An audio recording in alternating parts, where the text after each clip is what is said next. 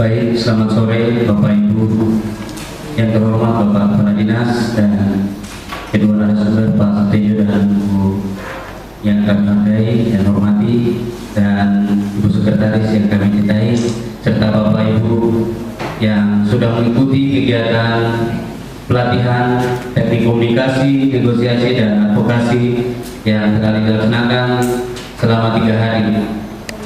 Pada hari ini kita akan mengakhiri semua rangkaian kegiatan kita. Kita akan mendengarkan sambutan atau arahan dari Bapak Kepala Dinas, sekaligus akan menutup kegiatan di sore hari ini. Pada Bapak kami persilakan.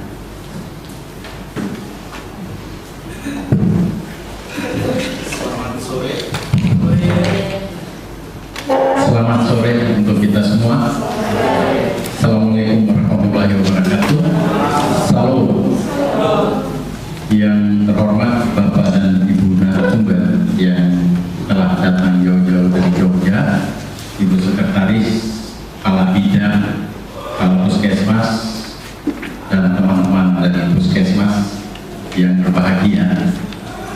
Saya teringat sebenarnya materi ini ya, teknik komunikasi, negosiasi, dan advokasi ini itu adalah kebutuhan pribadi saya sebagai kepala dinas waktu itu.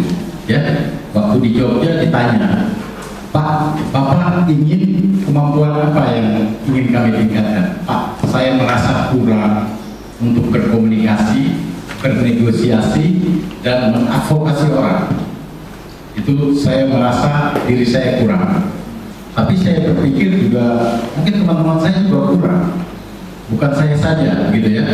Jadi saya pikir ini hal yang penting ya, Pak Tejo dan Bu Asti. Bagi kami ini tidak ada ilmu yang tidak berguna ya. Ilmu itu pasti ada gunanya. Saya sangat yakin Bapak Ibu setelah mengikuti 3 hari ini, saya juga merasa rugi ya tidak bisa ikut, karena memang kesibukan saya, wah, bisa dibayangkan. Tadi ini saya lari dari Metastar ke tempatnya Habita, kemudian saya ke penjara itu di Dosai, ya, lapas, saya harus lari ke sana lagi, balik. Jadi begitu. Padahal menurut saya punya kemampuan yang terbatas untuk 3 materi ini.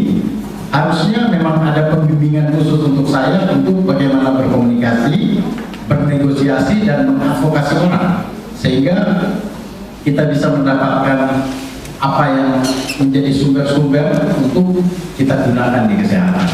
Tetapi Pak Tejo dan Bu Asti, saya terus terang tidak tahu ya, mungkin kemampuan saya terbatas, tetapi ketika saya menjadi kepala dinas, ada peningkatan sumber-sumber pembiayaan kesehatan yang luar biasa ya, sudah kita gapai. Tadinya kita punya dana ketika saya masih jadi sekretaris itu di Dinas Kesehatan dikasih dari APBD cuma 12 miliar. Ketika saya mulai jadi kepala dinas, saya advokasi terus naik jadi 17 miliar. Dan sekarang sudah menjadi 33 miliar. Ya, ini sesuatu yang luar biasa. Saya berperan terus. Tetapi ketika ditanya di sana oleh Prof. Laksono, Anda itu sebenarnya ingin apa? Saya pikir saya punya keterbatasan ini.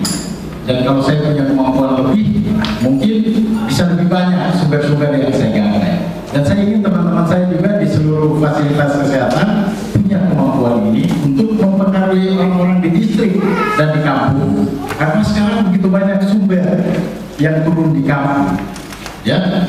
Sehingga teman-teman harus punya kemampuan komunikasi, meyakinkan, ya, pengambil keputusan, walaupun itu di tingkat kampung. Kadang-kadang kita pikir, kepala kampung itu kan anak kecil, tapi dia mengambil keputusan.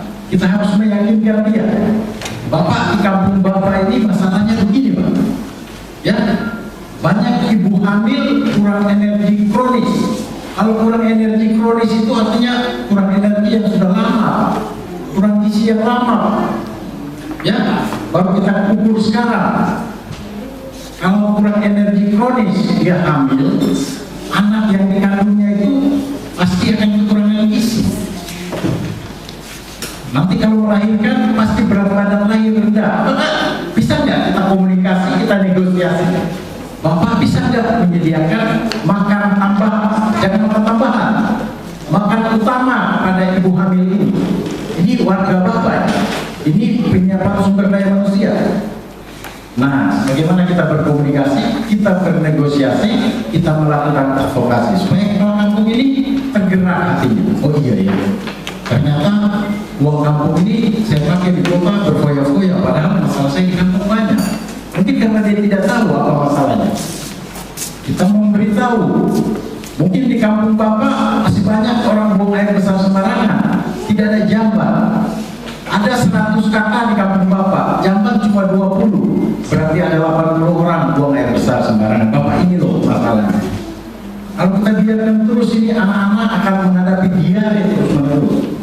Kalau dia diare terus-menerus, kita beri makan yang bergizi pun, gizinya digunakan untuk nutrisinya untuk melawan infeksi, bukan untuk pertumbuhan dan perkembangan. Percuma Bapak punya sumber daya makanan yang banyak tapi tidak ada manfaatnya.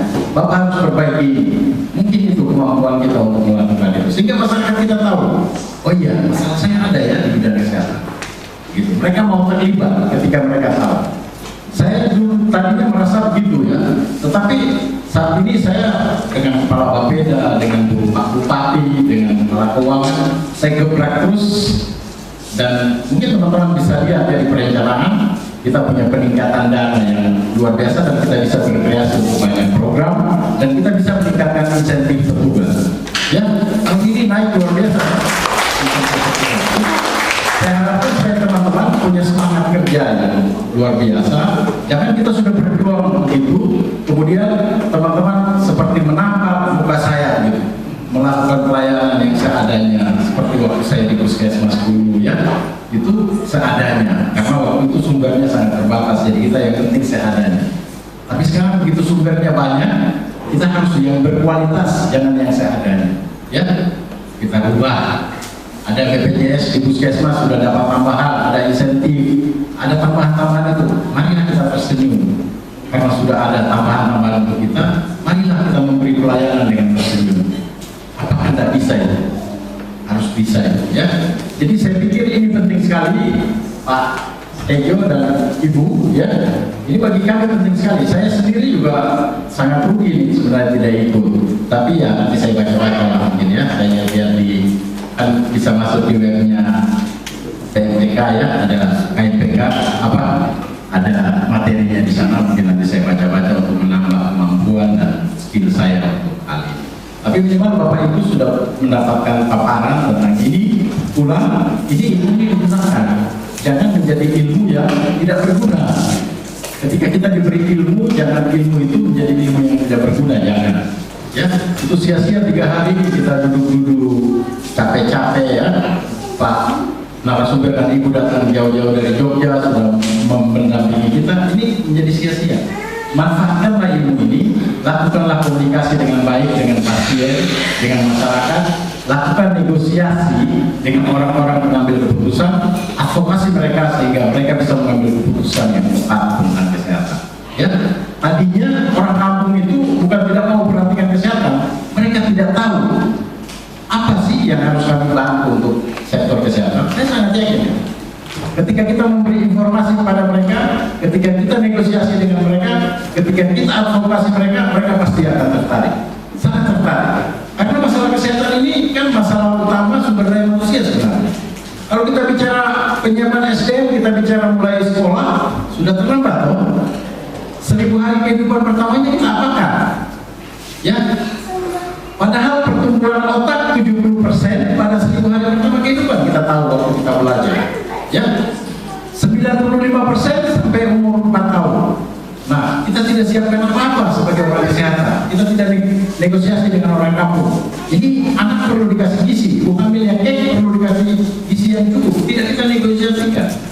Sumber kita terbatas. Mau kita kasih PMT itu nggak ada manfaatnya. PMT harus ibu hamil diberi makanan utama, jangan makanan tambahan.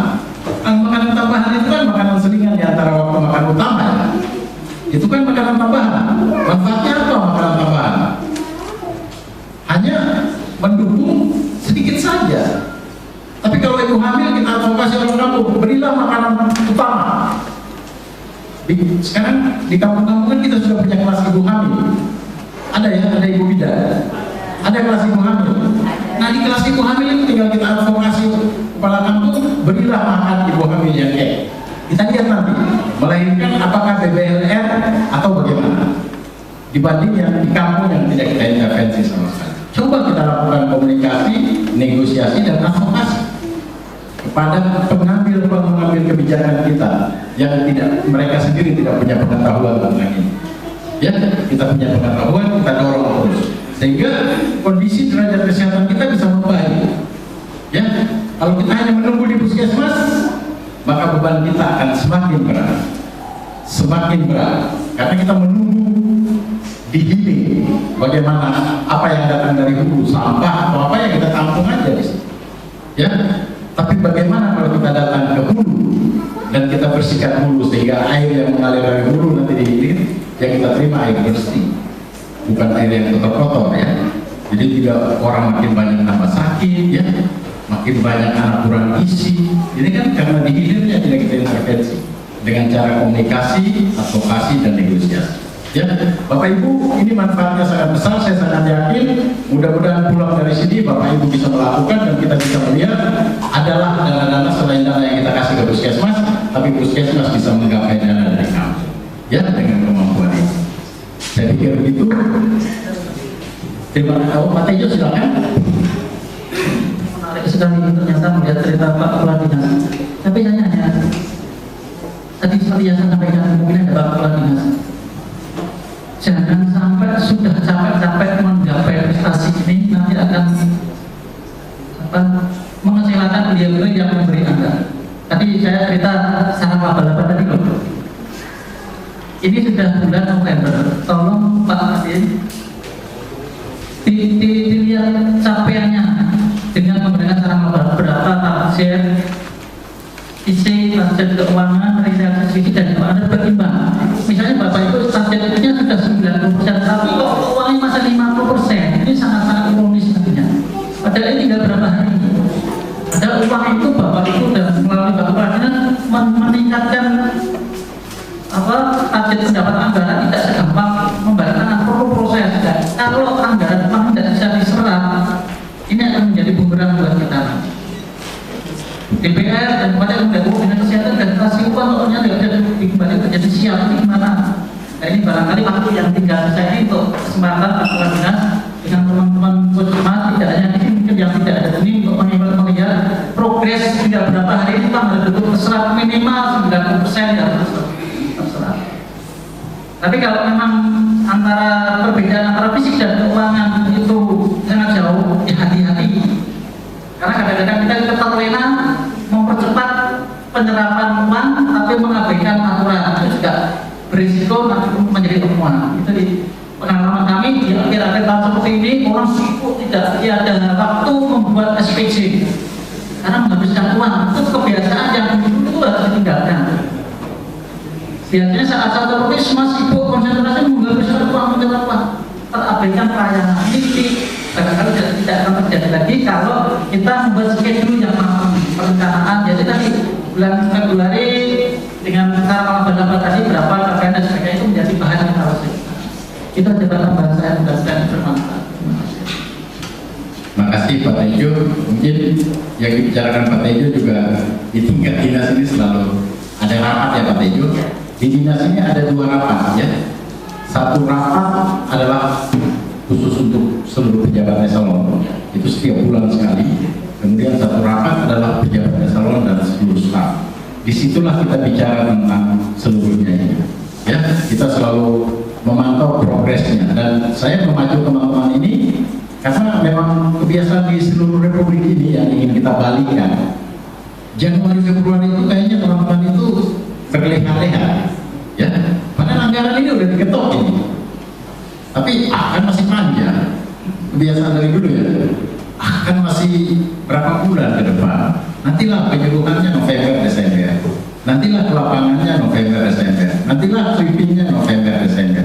Nah ini kan kita sangat, karena otak kita sudah diarahkan untuk cara berpikir seperti itu.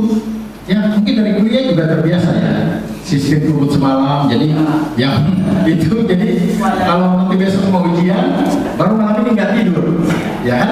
Padahal berapa hari sebelumnya ya bioskop, kemana ya jalan-jalan. Jadi dari situ kita sudah terformal, waktunya masih panjang. Begitu di pekerjaan juga sama, waktunya masih panjang, tunggu aja ya.